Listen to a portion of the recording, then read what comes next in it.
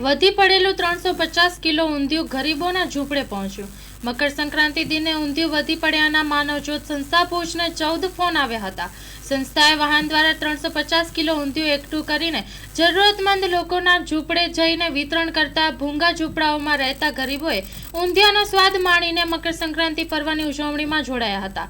વિતરણ વ્યવસ્થામાં પ્રબોધ મુનવર, આનંદરાય સોની, સહદેવસિંહ જાડેજા, રફીક બાવા, ઇરફાન લાખા, હિતેશ ગોસ્વામીએ સંભાળી હતી। સ્ટોરી રિપોર્ટ બાય દર્શન મહેતા, ભુજ।